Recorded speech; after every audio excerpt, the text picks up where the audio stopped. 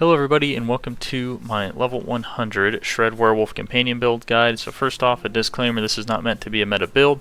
This is meant to be for people that like to play with the werewolf companions with companion skills to see kind of how far they can go. With that being said, let's go ahead and hop on into the items. So first off, we're going to be using Aspect of Might.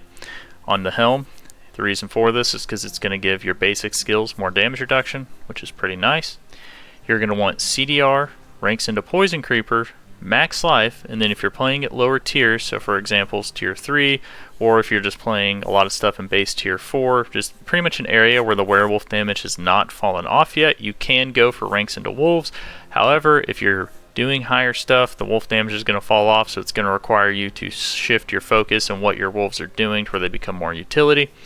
So at that point you would want something like percent armor or fortified generation, something like that. For the chest piece, we're going to be going Aspect of Disobedience. This is going to give you a stacking armor buff that goes up to 45%. It's really good. And for your chest piece stats, you're going to want damage reduction while poisoned, or when poisoned. You're going to want damage reduction from close targets, damage reduction from distant targets, and maximum life. For the gloves, we are going to be going Aspect of the Alpha. The reason for this is because 1, it keeps some werewolves, which looks super cool, and 2, it helps them spread rabies. This is going to help keep your heightened malice up because the main focus of the werewolves at higher up is going to be more utility and stuff like that. So the stats on the gloves, you're going to want attack speed, lucky hit chance, ranks of shred, and critical strike chance. On the pants, you're going to want Aspect of Mending Stone. For the stats, you're going to want max life, you're going to want damage reduction from distant enemies, damage reduction from close enemies, and damage reduction from enemies that are poisoned. This is good because it extends the duration of your earthen bulwark, so you have more defenses for longer, because as you go higher up with the shred build, you're going to find that the main issue is survivability, and making sure you have your secondary stats kind of panned out is really going to be the difference between you surviving or not surviving the higher up you go. Once you start getting into World Tier 4, you start getting into Tier 40s, 50s, etc. Next, we're going to be using Aspect of, Eluding Aspect. For this, you are going to want Dodge Chance, main stat, damage reduction while injured. Spirit cost reduction is fine. However, depending on where you're at in the Paragon board, if you need to fulfill a requirement for like a legendary node and you're a little bit off, rolling a second main stat is okay. But I actually like to go spirit cost reduction because if you do run wild impulses, it'll help offset the wild impulse cost. So that being said, let's go ahead and move on over to the weapon. So for the weapon, you want to make sure you're using an axe so you can do damage to healthy enemies, which is going to help that kind of one-shot burst go up as opposed to sustained damage. You're going to want vulnerable damage. You're going to want critical strike damage. You're going to want main stat willpower, or I guess your main stat willpower, mainly for the purposes of Paragon, really, and just making sure you're activating the secondary bonuses on your nodes from the willpower slot. And then you're going to want critical strike damage with werewolf skills. And for this, we're going to be using Aspect of the Blurred Beast. While dashing, Shred seeks out nearby poisoned enemies, instantly dealing 168% of the poisoning damage to them. This goes all the way up to 180. This is really good. What it does is it allows your Poison Creeper to jack up your Shred damage. So it's pretty solid. Next, we have Shepherd's Necklace, or I guess Aspect of the Shepherd. Core skills deal an additional 12% damage for each active companion. This is where the utility of the wolves and the Poison Creeper and stuff like that comes in, is that for every active companion, it's going to increase your core skill damage by 12%. So currently we're going to have 5 companions out with 2 Poison Creepers and 3 wolves. The stats on that, you are going to want CDR, you want ranks of Call of the Wild passive, you want ranks of companion skills, and then you're going to want damage reduction from poisoned enemies. On your rings, we're going to do Aspect of Retaliation. Core skills deal up to 34% increased damage based on your amount of Fortify. You are going to want crit, max life, critical strike damage, and then you're going to want vulnerable or lucky hit chance depending on what you want. If you increase lucky hit chance, it's typically to try to get more pack leader procs. But vulnerable would be an overall bigger damage increase, whereas The lucky hit chance would just help you get more resets, so it's really whichever you prefer. On the second ring, we're going to be going gain 1 additional companion. In addition, your companions deal 19% bonus damage. This is aspect of the Stampede. We're going to go for critical strike chance, critical strike damage, vulnerable damage, or lucky hit chance, and then max life. Moving on over to the boons. So for the boons, we're going to go wariness, take 10% reduced damage from elites. We're going to go Scythe Talons, gain 5% increased critical strike chance. Then we're going to go Iron Feather, gain 10% max life. Then we're going to go Pack Leader. And then we are going to go Masochistic. So this is going to give you pretty solid healing on your crits with your shreds. This is going to give you resets for your companion skills. This is good for max life because I know it seems odd to not take like swooping attacks or avian wrath, but believe me, when you get higher up, damage is not the issue. The issue is just surviving. So stacking defenses is kind of key with this build in terms of being able to go up higher. I don't think there's ever been a point that I've been playing this build where I said, man, I just don't have the damage. It's typically been, man, I need to increase my defenses. So, that being said, let's go ahead and hop on over to abilities. Storm Strike, Enhanced Storm Strike, Fierce Storm Strike. This gives us access to Vulnerable and Immobilized, and a 20% damage or 25% damage reduction buff. Then we come over here, we're going to go Shred, Enhanced Shred, Primal Shred. This is going to increase the critical strike damage of Shred by 20%, and it's going to make both the second and third attack dash, which is going to make it easier for you to proc the aspect of the Blurred Beast. We're going to go 1 rank into Heart of the Wild, and then 3 ranks into Wild Impulses, and you can see this is why I took the boot. That boot roll on Spirit Cost Reduction is to help try to offset this. Coming down here, we have Predatory Instinct, critical strike chance against close enemies is increased by 6%. And then we have Digitigrade Gate. I don't know if I'll ever be able to pronounce that word. You gain 9% movement speed while in werewolf form. Bonus persists for 3 seconds after leaving it. Moving on down here, we have Ancestral Fortitude. Refrain from maxing this out. You don't get as much as what you think you get. For whatever reason, the math comes out weird here, and this really only increases your all resistances by like, I don't know, 2 or 3%, even though it says 15. Then you want Vigilance, gain 15% damage reduction for 6 seconds after using a defensive skill. We're going to go Earthen Bulwark, Enhanced Earthen Bulwark, and Preserving Earthen Bulwark. A big reason why we use Earthen Bulwark is because it gives you Unstoppable while active, and by running Aspect of Mending Stone, we get 9 seconds of Unstoppable. Then we're going to go Blood Howl, Enhanced Blood Howl, Innate Blood Howl. This is going to act as a spirit generator and a heal that gets reduced as we kill things. And it's very popular the higher up you go to run Blind Burrows, not only because it's good experience, but if you are pushing, it's one of the better push dungeons. So it performs really well in there when you're killing all those spiders, and it's just constantly resetting your Blood Howl and stuff like that. Another option you can go, though, is Debilitating Roar into Enhanced Debilitating Roar and Preserving Debilitating Roar. This will help you get more Fortify faster. It will give you a heal. The only difference with it is it just does not get reduced when you kill things, so you'll be using Blood Howl. You'd be able to use Blood Howl more than you'd be able to use Debilitating Roar. However, Debilitating Roar has its own uses and is still pretty good. And we also stack the cooldown reduction on our helmet and our amulet to help reduce the cooldown of our defensive abilities as well, so we can have them up more. Moving right along down here to our companion skills. So we're taking Wolves, we're taking Enhanced Wolf Pack, and Ferocious Wolf Pack. The main reason for wolves at this point, because their damage has fallen off, and believe me, I have tested this 500 ways to Sunday. It's really not that they die, because they come back after about 10 seconds. The bigger issue is they just don't deal enough damage, right? Like, I've gotten this active up to where it does like 300,000 damage, and that for whatever reason is not enough. So at this point, I have kind of relegated them higher up to where they will give you Fortify, which they do a pretty decent job of that. And they will also they will also poison things to help keep, your damage reduction up, as well as your heightened malice and stuff like that up, and help in that sort of way. We take Poison Creeper. max this out. This is going to be something that kind of jacks up your shred to make it go on steroids.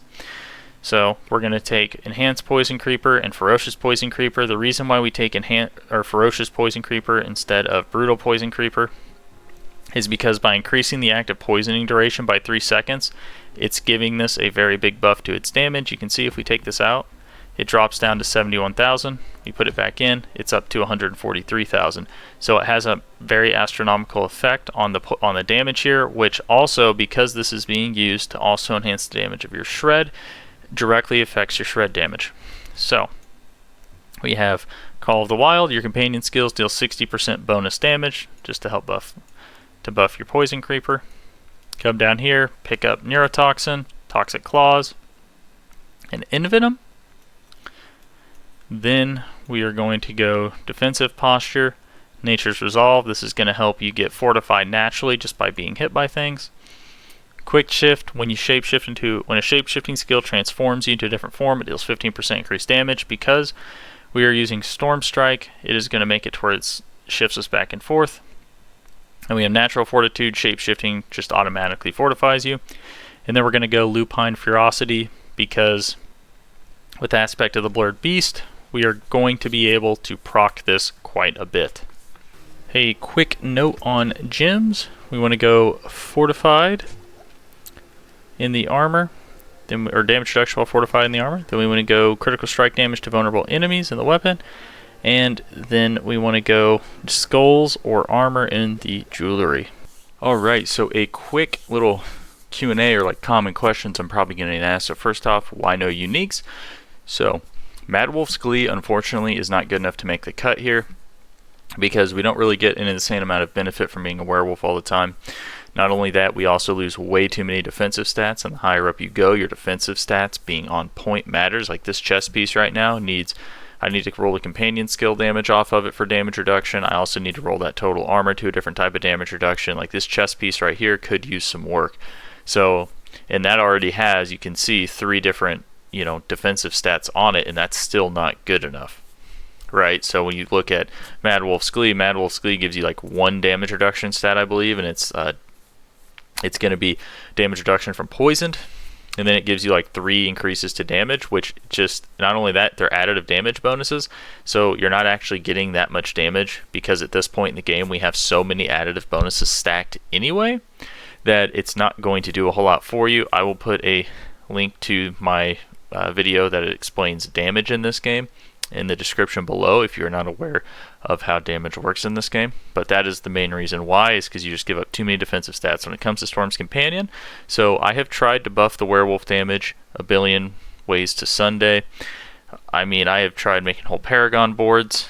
If you're wondering if Tempest Roar will turn your werewolves into a werewolf tagged ability when wearing Storm's Companion, the answer is no. I have tried it. I put it on. I then went to see if they proc things like Lupine Ferocity. They didn't. I looked to see if you could use it inside of Direwolf's Aspect with Grisly Rage. You can't. So that's a pretty good confirmation that they're not actually a werewolf ability, because if they were, you would be able to use them inside of Grisly Rage. That being said, I am still going to look at using Storm's Companion in a different way for maybe a utility purpose for them. However, in the scope of this build, that just doesn't give enough damage in order to be worth it, and you then again lose all of these defensive stats, right? So you lose the max life, you lose the damage reductions. You really just can't have that. The higher up you go, the more defense matters than damage, and you'll probably find that you actually have damage and you're lacking defense, and the main way to fix your defense is by looking at the secondaries on your chest piece and your pants and fixing those.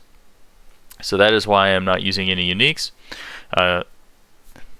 Moving on to Aspect of the Blurred Beast and Shepherd's Aspect. Some people are going to say, wouldn't you get more damage from putting Aspect of the Shepherd onto your two-handed weapon instead of Blurred Beast? The answer is actually no. So it's just because of a number range thing, if that makes sense. So if you look at what Blurred Beast is, it goes from 180 down to 90%, right? So it's a 90% loss, right? If you were to just take it and put it onto like a one-handed weapon, okay? If you put it onto your necklace, it's going to increase it by 45%. If you then put it onto the two-handed weapon, it will increase it by another 45%. bringing it up to the 180. Correct? So it goes from 90 to 135 to 180. Now, Shepherd's aspect has a little bit of a bigger range on it, I guess, in a way, if that makes sense. So with the way the numbers pan out, you actually will lose more by putting this onto your necklace. So if you have, even though, let's assume I have Ravens on and I have the full 144% bonus, it would drop from 144 to 108. That's a 36% loss, right? So I'm losing less damage by having this on the necklace than I am by having aspect of the Blurred Beast on there, because if I put Blurred Beast on there, I'd be losing 45%. So there's going to be, like a 9% damage loss if I was to put Blurred Beast onto onto the necklace, and that is assuming I have the max affix on both, right? That's just letting you know the reasoning why I did that. So now, with those answers, or with those questions kind of being answered, let's move on into the Paragon. Alrighty, let's go ahead and hop into Paragon. So first off, we're going to throw in Exploit. This is going to give us access to Vulnerable. We have a little bit of access with our Storm Strike. However, it's not necessarily going to hit everything. This will ensure that you get it all, quite a bit, and then you can use this for backup vulnerable while this is on cooldown, because this does have a 20-second CD. Go ahead, pick up damage, pick up some dexterity. You just want to go, you don't need to pick up all the dexterity here. You can, but you'd have to go and take away some stuff at the end here if you want to increase that vulnerable damage by a little bit more. I wouldn't recommend it, because I don't think this build is lacking in damage, it's lacking in defense. So, and we also didn't put this in a higher dex area because we're opting to have things like Spirit in those areas, which we actually get a little bit more value out of. Okay. Alrighty, let's go ahead and hop into Paragon. So first off, go ahead and throw the Exploit glyph here. This is going to give you easy access to Vulnerable. Go ahead and pick up 25 Dexterity just to access the secondary bonus on it and to buff it up just by a little bit. And then go ahead and keep on moving along. We're going to go into Ancestral Guidance first. The reason for this is we get Spirit Fixing. We get Spirit on Kill, Max Spirit. And then we also are going to get a damage buff. And then we are also going to get a bunch of core skill damage on top of it is an intelligence heavy glyph area, so you can throw in wilds here, and because when you're at this level you don't have a whole lot of additive damage stacked, this is really beneficial and you actually get a lot of value out of companions. Skill damage, not only that, it kind of double dips because it increases your poison creeper damage, which then increases your shred damage, and your shred damage has more multipliers, so it's like, or your shred damage has more like damage increases to that too, so it's a very, very solid rune. It also increases the passive portion of your companion skill damage by 80%. Now this isn't relevant for wolves because they just aren't really doing damage at this point, but it makes it to where when your poison creeper is poisoning things, you'll be able to do a little bit of damage even without having that big active burst on there. So that being said, come over here, and then we are going to go into Heightened Malice. This is going to give us a 45% damage increase. It's also going to give us access to our first big dexterity node, which we're going to throw Spirit in here. This is going to increase our critical strike damage with core skills by quite a bit. Now this is really good because this is a separate multiplier, so by maxing this out in a high dex area, you are getting a ton of damage out of this. And then we're going to come over here, pick up damage to poisoned enemies, because we're going to be picking up dex anyway. And then I actually opted to dip down here and pick up the damage reduction from poisoned enemies, just for some more damage reduction. And then you kind of just take things on the way here. Okay, so come down here, and then we are going to move into the Lust for Carnage board. Now this is going to be where you get even more Spirit Fixing, because critical strikes with werewolf skills are going to restore 2 spirit. That's going to actually help out quite a bit, especially when you do the burst combo and you hit like 6 or 7 things, and then you you crit a bunch of them. It'll be pretty nice. So come down here, go ahead and put Tracker on the board. So I opted to not max out a whole lot of like the dexterity and stuff on some of these, and the main reason for that is that I kind of kept going over and I was using those points to pick up things that help with damage reduction.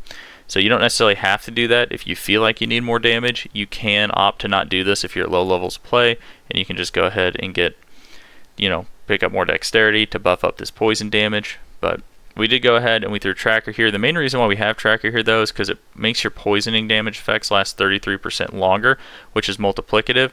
And if you remember from the skills, when I showed you what happened when you took off that 3-second duration, it's the same concept there. It's now going to multiplicatively increase it from 6 seconds and make that go even longer, which is going to put even more poison damage on it. So you get a whole lot of value out of Tracker.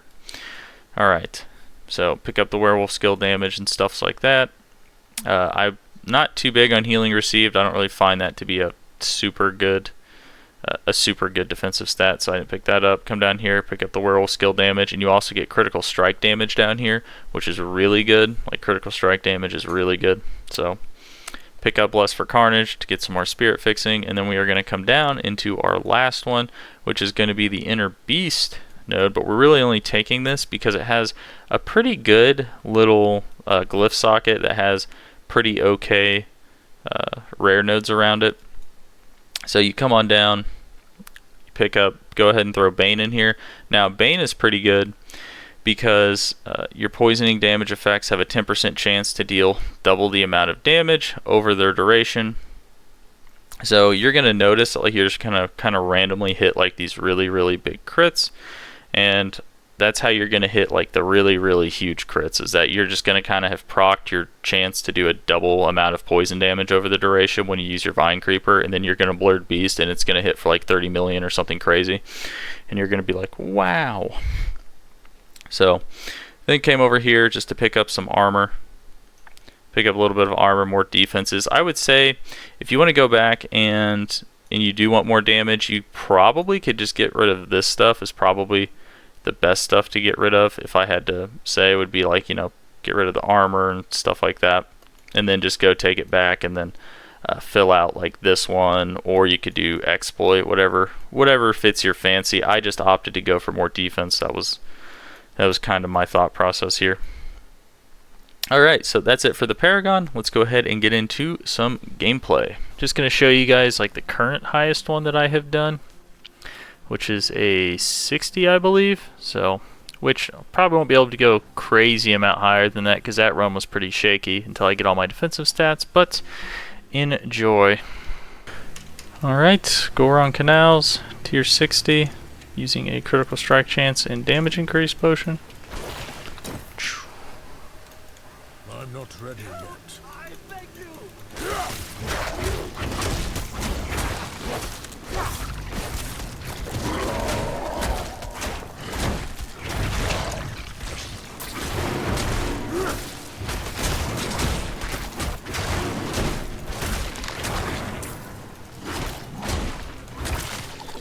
Okay. I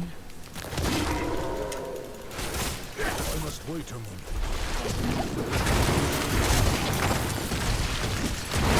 Oh, I gotta back away because everything explodes in this game for some reason. I don't know if that's like seems to be their default. Alright, what do we want it to do after it dies? Let's make it explode. I'm not ready yet.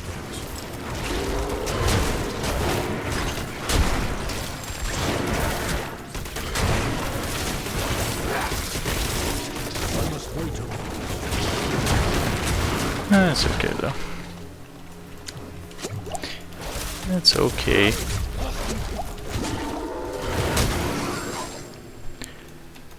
That's a-okay.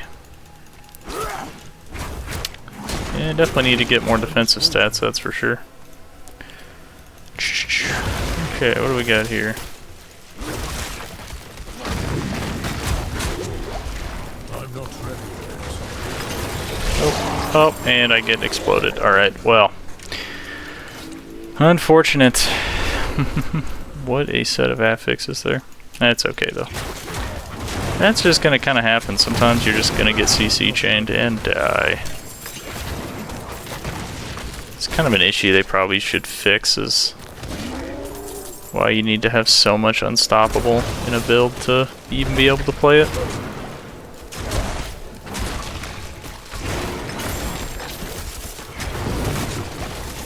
But that's okay.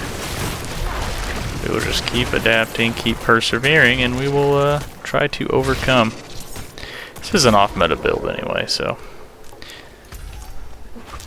probably be way easier if I was just doing Grizzly Raid shenanigans. Have perma unstoppable all the time. But where is the fun in that?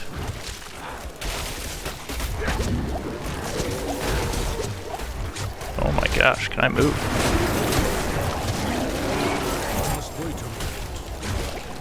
Ugh. No, I cannot. No, I cannot move. Alright, we try again. I'm not ready yet. Okay.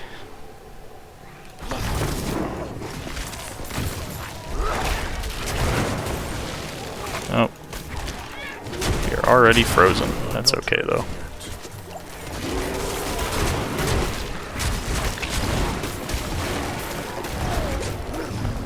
Oh my god.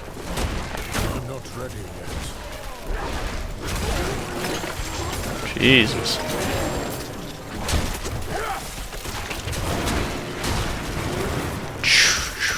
Jeez Louise.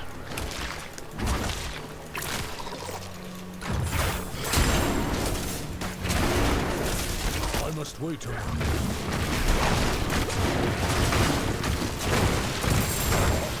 Alright.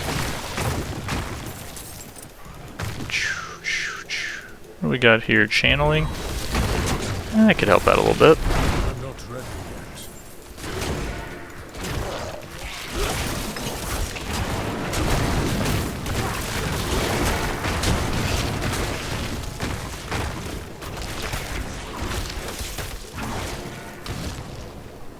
That could help out a little bit. Okay. Okay then. That was a interesting little bug arena right there.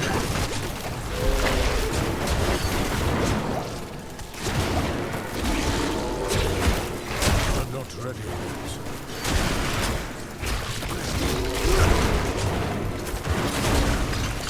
Oh. I'm not ready yet. Alright.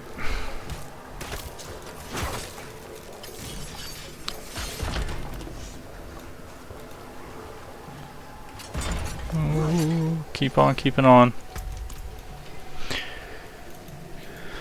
Could definitely use a health shrine.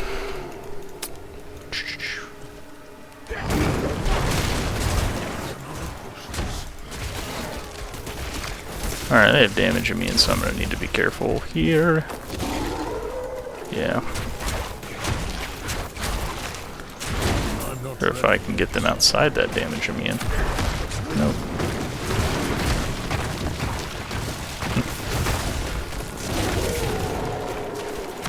I have no potions. Alright, let's try to like skip it back over here. Nope. Oh, what a good time.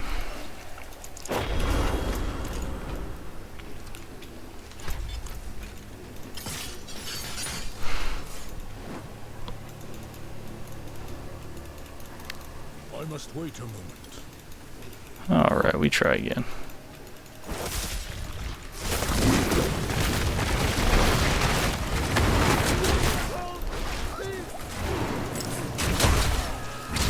Wait a moment.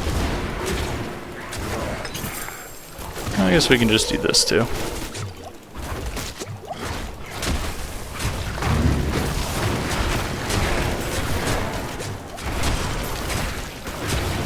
I'm not ready yet.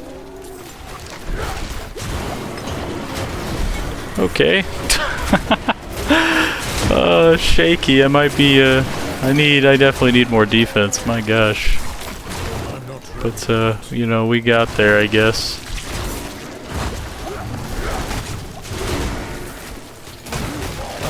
Let me out of here. Oh, it's okay. We are. Oh, jeez. Yeah. I definitely need some more defensive stats. But anyway, Thanks for watching. Like, subscribe if you want to see more, and I'll see you next time.